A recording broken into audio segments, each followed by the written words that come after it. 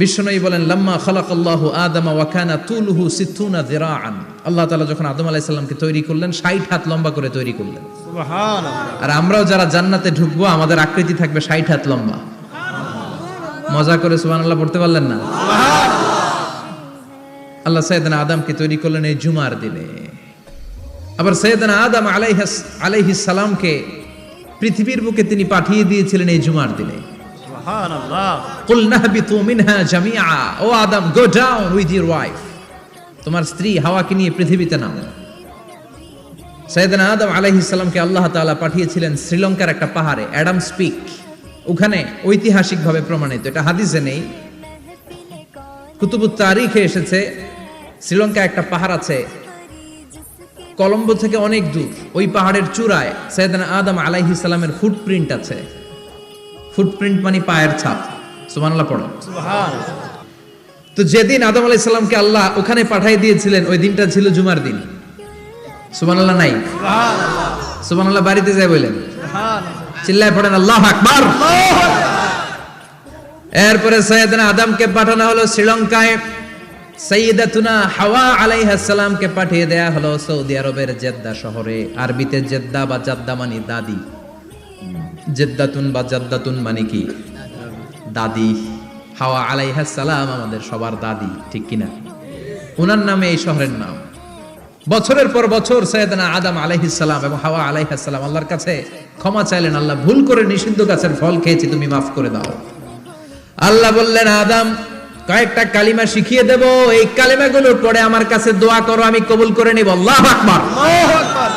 আল্লাহ শিখিয়ে দিলেন আর বললেন আদম পড়ো রাব্বানা যালামনা আনফুসানা ওয়া ইল্লাম তাগফির লানা ওয়া তারহামনা লানাকুনান্না মিনাল খাসিরিন। ও আল্লাহ, জুলুম করেছি নাফসের উপর, ভুল করেছি, অন্যায় করেছি, আপনি যদি ক্ষমা না করে দেন আমরা শেষ হয়ে যাব, আমরা হালাক হয়ে যাব, ক্ষতিগ্রস্তদের মধ্যে শামিল হয়ে যাব, ঠিক কিনা? আল্লাহ সাইয়েদনা আদম আলাইহিস সালামের তওবা কবুল করলেন। ওনার কাজ হচ্ছে তওবা কবুল করা, আমাদের কাজ গুনাহ করা, শয়তানের কাজ ওয়াসওয়াসা দেওয়া, আল্লাহর কাজ খালি মাফ করা। সুবহানাল্লাহ। সুবহানাল্লাহ পড়বেন না? তাকাব্বালাল্লাহু তাওবাতা আদম ফি ইয়াউমিল জুমআ। আল্লাহ যেদিন আদম আলাইহিস সালামের তাওবা যে কবুল করছেন, ঘোষণা দিয়েছেন, এই ঘোষণাটা ছিল জুমার দিনের ঘোষণা। আবার সাইয়েদনা আদমকে যেদিন রূহ কবজ করে আবার নিয়ে যাওয়া হয়, ওই দিনটাও ছিল জুমার দিন। পড়েন সুবহানাল্লাহ। যেই দিন পৃথিবীর প্রথম মানব, প্রথম নবীর রূহ মালাকুল মাউত দুনিয়ায় এসে কবজ করেছে, ওই দিনটাও ছিল জুমাবার। সুবহানাল্লাহ। আল্লাহু আকবার। আবার বিশ্বনবী বললেন লা তাকুমুস সাআহ ইল্লা ফি ইয়াউমিল জুমআহ ইযা যুলজিলাতিল আরদু জিলজালাহা ওয়া আখরাজাতিল আরদু আসকালাহা ইযা রুজ্জাতিল আরদু রাজ্জান ওয়া বুসাতিল জিবালু বাসসা। কিয়ামতের দিন পৃথিবীটাকে একটা প্রকম্পন দিয়ে কাঁপিয়ে দিবে কে? মারাত্মক একটা ঝাঁকুনি দিবে আল্লাহ, পুরো পৃথিবীটা কেঁপে ভেঙে চুরে খান খান হয়ে যাবে। এই ঝাঁকুনি আর আর্থকোয়েক, ভূমিকম্প এর ঘটনাটা যেদিন ঘটবে ওই দিনটাও হচ্ছে জুমার দিন। চিৎকার করে পড়েন সুবহানাল্লাহ।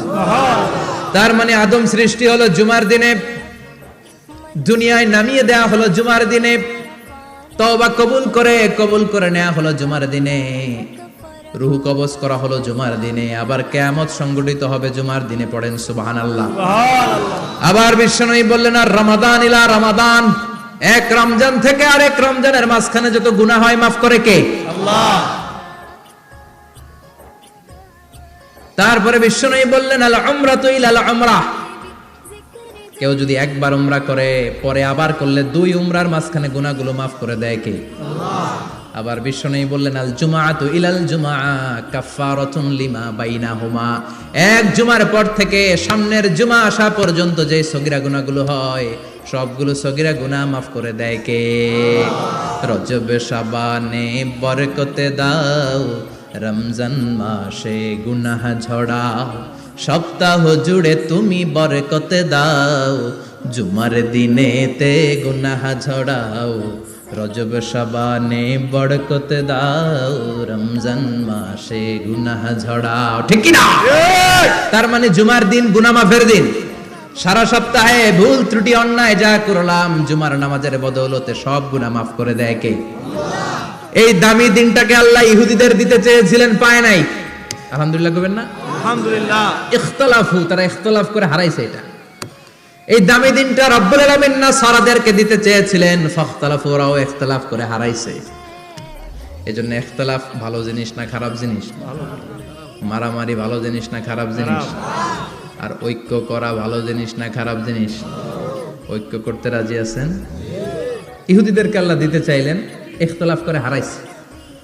নাসারারাও হারাইছে। ফাজা আল্লাহু বিনা ফাহাদানা বিহাদা দ্বীন। রব্বুল আলামিন এই দিনটা আমাদেরকে দিলেন, আমরা ইখতিলাফ করি নাই, বিশ্বনবীর হাতে হাত রেখে ঐক্য করে ঘোষণা দিয়েছি জুমার দিন আমাদের সাপ্তাহিক দিন। সুবহানাল্লাহ। বিশ্বনবী বলেন ফাগাদান লিল ইয়াহুদ, সাপ্তাহিক আনন্দের দিন ইহুদিদের জন্য হচ্ছে শনিবার, ইয়ামুস সাbt, ও বা'দা গাদ লিন নাসারা, আর খ্রিস্টানদের জন্য হচ্ছে রবিবার, আর আমাদের জন্য হচ্ছে শুক্রবার। চিল্লায় পড়েন আল্লাহু আকবার। তার মানে জুমার দিন, জুমাবারের মর্যাদা বেশি না কম? চিল্লায় বলেন বেশি না কম? জুমার দিন সকালবেলা ফজরের নামাজের পর থেকে ফেরেশতারা যতগুলো মসজিদে জুমা অনুষ্ঠিত হয় ওই মসজিদে ঢোকার প্রতিটা দরজার মধ্যে দাঁড়িয়ে থাকে। কারা কারা আগে আগে জুমার নামাজ পড়ার জন্য মসজিদে যায়, প্রত্যেকের নামগুলো একটা জান্নাতের রেজিস্ট্রি খাতার মধ্যে তুলে নেয়। এই নামগুলো স্পেশালি আল্লাহর কাছে পাঠানোর জন্য। সুবহানাল্লাহ কইবেন না? সুবহানাল্লাহ। ডানে বায়ে সামনে পেছনে যতগুলো দরজা, প্রতিটা দরজায় ফেরেশতারা বসে থাকে। কে আগে আসলো নাম তুলে দেয়। তুলতে তুলতে তুলতে তুলতে খতিব সাহেব যখন খুতবা দেওয়ার জন্য মিম্বারে যেয়ে বসে যায়, ফেরেশতারা তাদের খাতা বন্ধ করে তারাও খতিব সাহেবের সামনে জুমার খুতবা শোনার জন্য বসে যায়। পড়েন সুবহানাল্লাহ। প্রথম জুমার দিন জুমার মসজিদে যে